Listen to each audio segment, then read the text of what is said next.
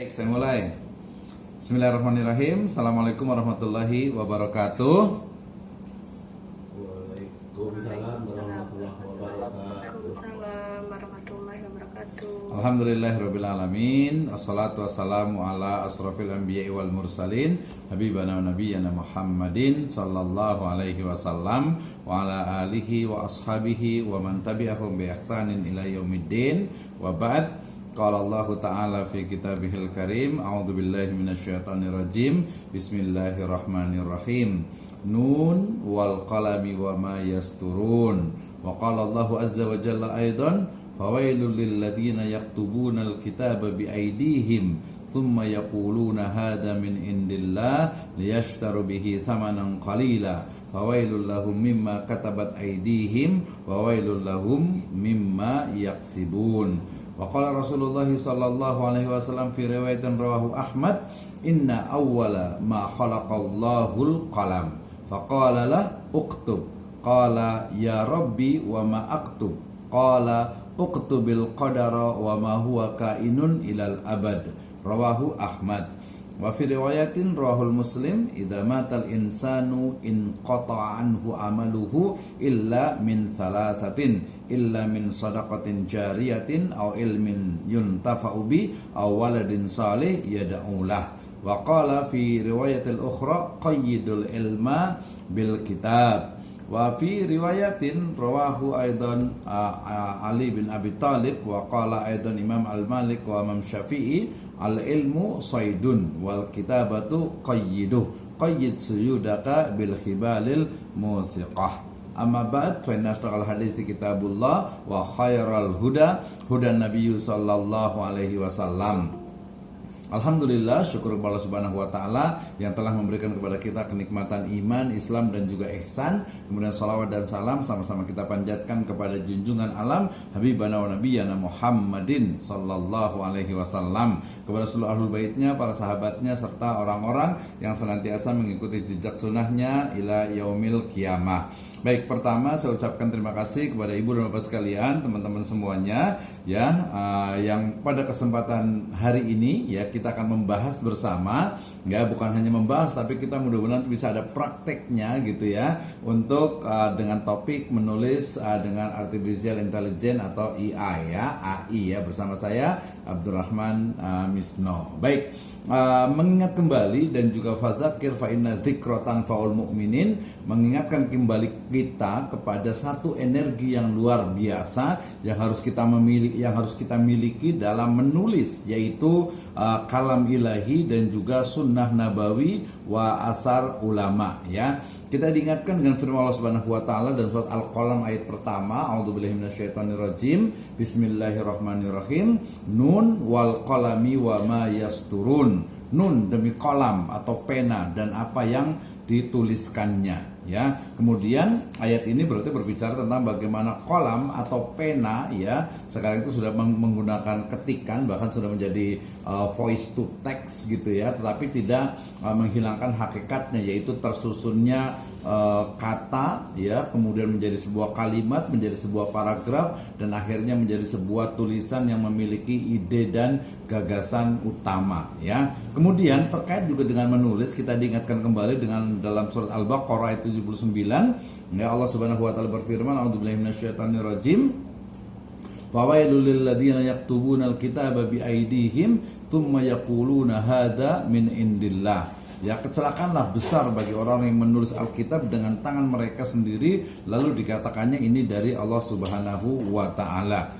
Ya, liyashtaru bihi thamanan qalila, untuk mendapatkan keuntungan yang sedikit dari perbuatan itu. Fawailul lahum mimma katabat aydihim wa wailul lahum mimma yaksibun. Ya, kecelakaan besar bagi mereka akibat dari apa yang ditulis oleh tangan mereka sendiri, dan kecelakaan besarlah bagi mereka akibat dari apa yang mereka kerjakan ya. Al-Baqarah 79 mengingatkan kepada kita sebagai penulis dan juga sebagai calon penulis ya minimal menulis di status HP ya, status WA ya status mungkin Facebook, ya media sosial yang lainnya harus berhati-hati ya, apalagi sekarang jejak digital itu kadang sangat menyakitkan gitu ya, sehingga berhati-hati dengan apa yang kita tulis, jangan sampai yang kita tulis itu justru malah memberikan efek negatif ya terhadap masyarakat pada umumnya. Nah, maka fawailul lil ladzina yaktubuna alkitaba bi aydihim tsumma yaquluna hada min indillah ya. Jadi hati-hati ketika kita menulis ya, terutama mungkin ini ada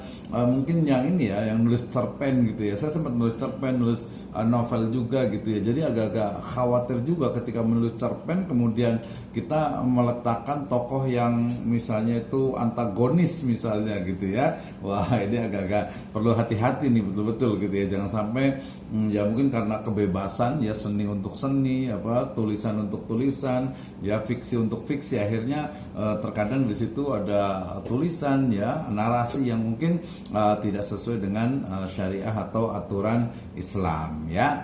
Intinya adalah bahwa harus menulis gitu ya, tapi tulislah yang baik. Kenapa? Karena perintah Allah Subhanahu wa taala kepada kolam sebagai makhluk Allah Subhanahu wa taala juga adalah menuliskan apa yang telah aku takdirkan ya, wa ma huwa kain ilal abad ya, sampai akhir zaman. Ini sebenarnya menunjukkan bahwa kolam itu adalah makhluk ciptaan Allah Subhanahu wa taala yang pertama, yang menunjukkan bagaimana ya posisi ilmu dan juga menulis itu menjadi luar biasa. Kemudian yang berikutnya juga adalah energi ya, dari riwayat Muslim, energi dari sunnah nabawi ini adalah dikatakan idza matal insan, dalam riwayat yang lain dikatakan idza mata ibnu Adam, apabila meninggal wafat manusia anak cucu Adam ya, maka terputus seluruh amalannya illa min salasatin, kecuali 3 perkara. Yang pertama adalah sedekah jariyah. Apabila kita diberikan rezeki yang luang, lapang gitu ya, maka sedekah jariyah ya, dalam ayat ini sebenarnya, dalam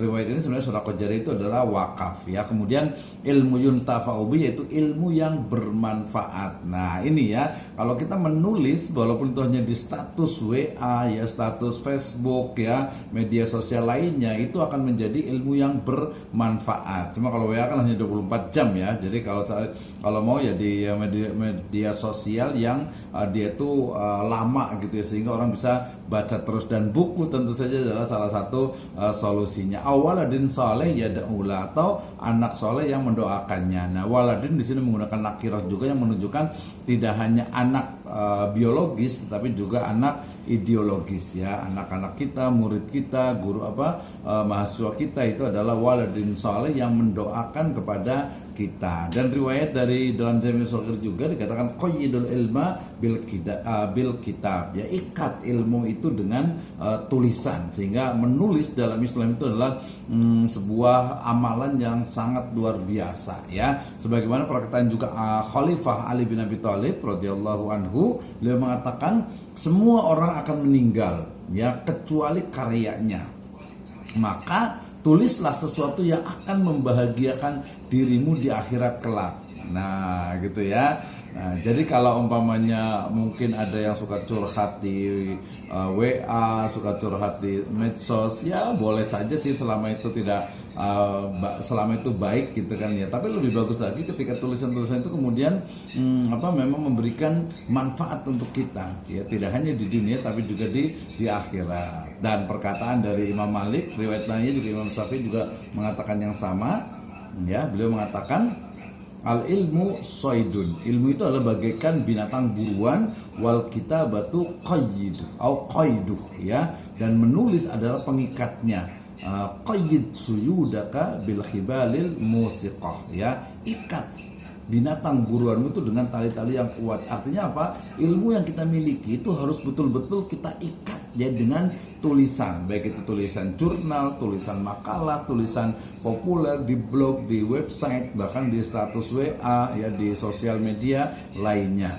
Ya, Imam Al-Ghazali beliau mengatakan, ini saya senang sekali kata-kata beliau, kalau kamu ya, kalau Anda itu adalah bukan anak raja, maka engkau ataupun juga bukan anak seorang ulama, maka jadilah penulis. Ya, luar biasa sekali. Jadi jika Anda bukan anak raja ya, dan jika Anda juga bukan anak seorang ulama ya, maka menulis adalah jawabannya. Nah, ya. Kemudian saya juga ambil dari kata-kata para pujangga kita, ya. Di antaranya adalah Pramudia Anantur, ya, lepas dari ideologinya, beliau mengatakan bahwa orang boleh pandai setinggi langit, tapi selama ia tidak menulis, ia akan hilang di dalam masyarakat dan juga dari sejarah. Menulis adalah bekerja untuk bekerja untuk keabadian, ya, right for the eternity. Wah, ini Bu Guru Pupun apal nih ya, right for the eternity, ya, menulis untuk sebuah keabadian. Stephen King juga dia pernah mengatakan bahwa kita tidak harus menunggu datangnya inspirasi itu, kita sendirilah yang menciptakannya. Wah, ini luar biasa ya. Jadi kalau nanti ada tanya, Pak, gimana? Saya sedikit kesulitan nih untuk cari inspirasinya, mau menulis apa gitu. Saya kemarin dialog dengan seorang guru gitu, ditanya nggak tahu dari mana memulainya gitu ya.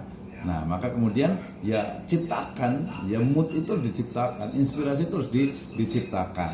Nah, seorang novelis muslimah kita juga, Helvi Tiarosa, mengatakan menulis itu mudah, ya, tapi bagaimana agar tiap huruf itu berarti dan bisa membuat pembacamu bergerak ke arah yang lebih baik tanpa kau gurui, ya. Nah, itu jadi hal yang menarik tentu saja, ya. Dan Buya Hamka, ya, beliau mengatakan menulis berarti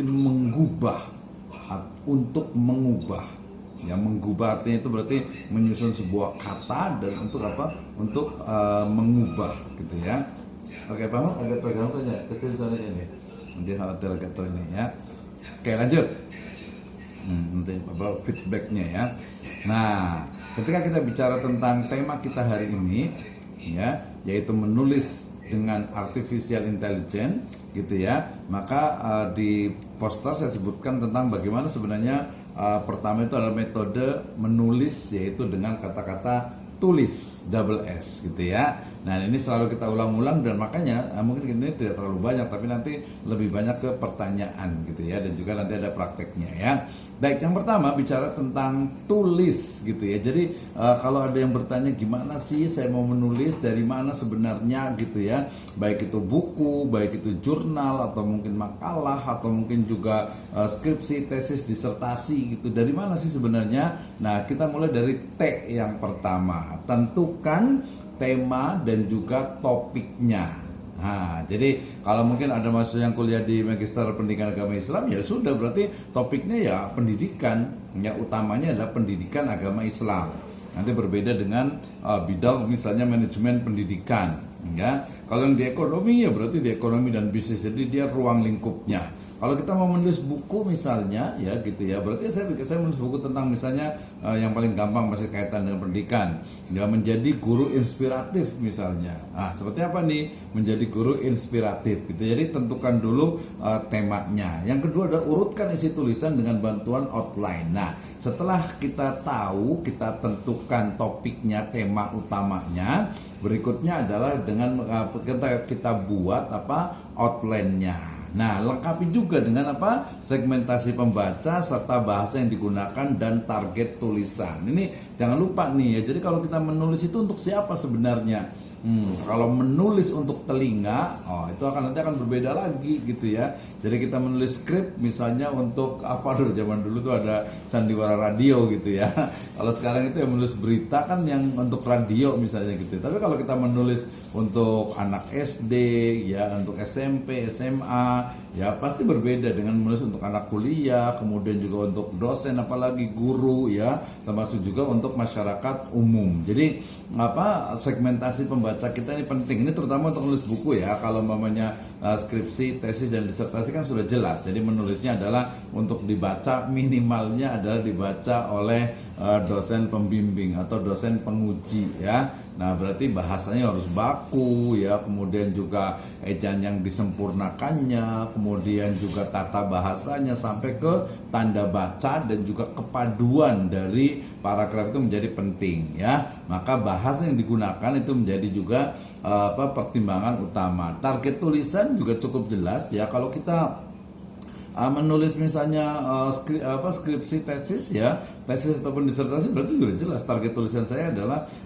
bagaimana menyelesaikan master ya, magister ataupun juga doktoral ya dengan nilai yang cum laude gitu misalnya gitu ya. Kalau jurnal ya minimal jurnal kalau bisa Sinta 1, Sinta 2, 3, 4 gitu ya.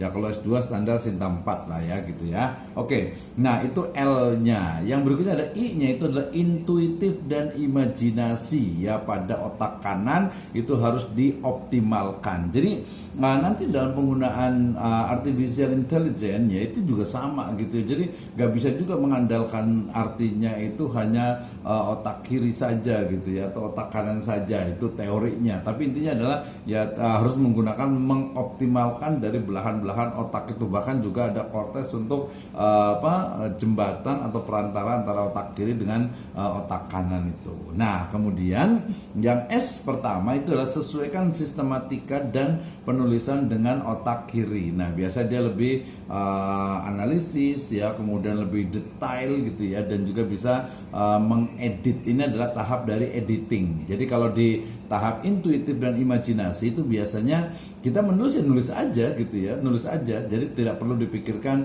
tentang kesalahan dari typing errornya ya, kemudian juga mungkin ada dari letak bahasanya, bahkan dari awal ketika kita mungkin disebutnya dengan apa ya, dengan apa disebutnya itu istilahnya itu apa, block note atau itu apa gitu ya, atau mungkin juga pokoknya udah hilang lah semuanya, apa namanya, mau menulis apa nggak tahu gitu. Saya biasanya ya udah kita tulis aja, saya tidak tahu mau menulis apa, tetapi seingat saya topik buku saya itu adalah ini dan saya sudah sampai ke bagian ini, sehingga kemudian saya akan menuliskan tentang ini. Oh iya, saya ingat dengan perkataan dari ini. Nah, itu juga bisa. Tapi kalau sekarang dengan bantuan tentu saja artificial intelligence itu akan lebih mudah sekali. Mudah-mudahan nanti setelah ini ChatGPT-nya tadi bermasalah karena luar biasa sekali ya ChatGPT ini, sehingga banyak digunakan bukan hanya dari kalangan awam atau biasa, tapi juga para profesor gitu ya. Mereka juga menggunakan juga gitu ya, tetapi nanti dengan ya kuncinya kalau menggunakan ChatGPT dan AI lainnya itu adalah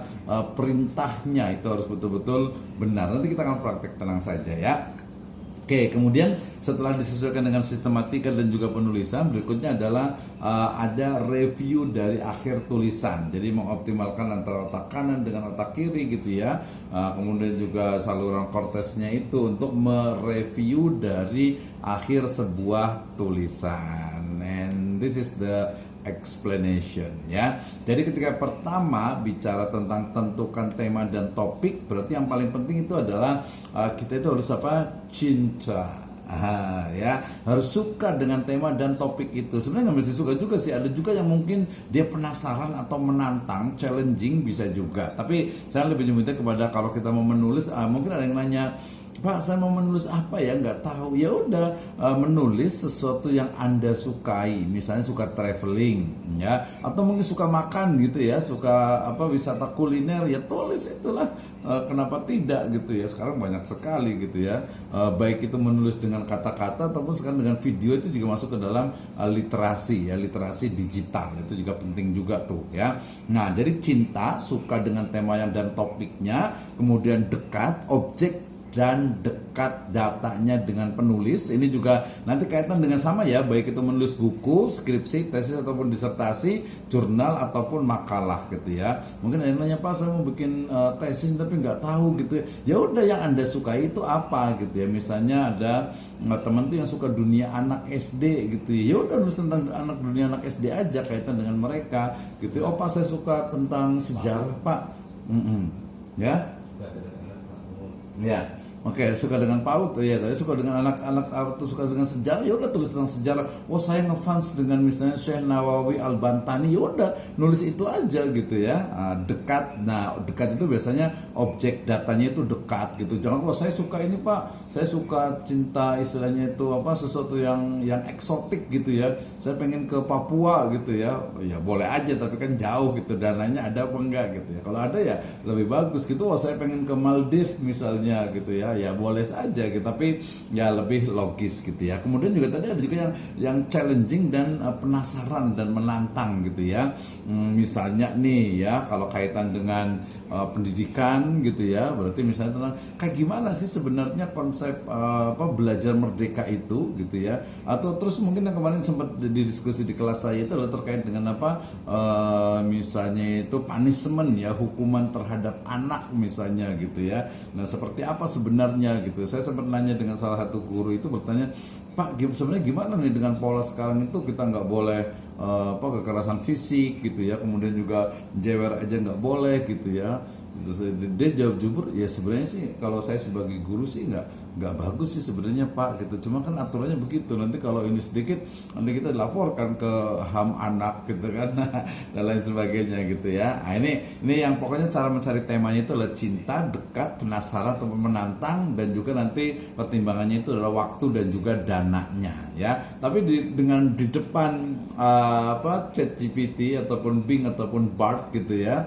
Nah, itu ataupun you.com gitu ya, maka yang waktu dan dana serta dekat itu sebenarnya kita bisa pangkas ya, kita bisa hilangkan. Oke, kemudian urutkan isi tulisan dengan outline. Ini sangat manual ya, manual sekali ya, bisa menggunakan mind map, bisa menggunakan daftar isi sementara ya, imajinasi dan idenya, literatur reviewnya, rekomendasi dari penulis lain, itu bisa menjadi outline. Tapi dengan bantuan ChatGPT kita sudah bisa, mereka bisa membantu ya, walaupun ya tadi tetap saja manusianya itu tetap menjadi utama gitu ya, menjadi ya subjek utamanya ya. Jadi ini yang kedua tadi kan ingat kan ya, ini urutkan isi tulisan. Jadi dengan bantuan outline, dengan outline itu kita bisa menggunakan mind mapnya, bisa menggunakan daftar isinya, bisa imajinasi, ide, literatur review dan seterusnya gitu ya. Nah kemudian juga lengkapi juga nih anatomi tulisan, jangan lupa ini yang L-nya. Jadi tadi segmentasi pembacanya gitu ya, kemudian pilihan bahasanya. Saya sempat menulis buku dari mulai bahasa yang formal sampai bahasa yang sifatnya itu agak sedikit gaul gitu ya.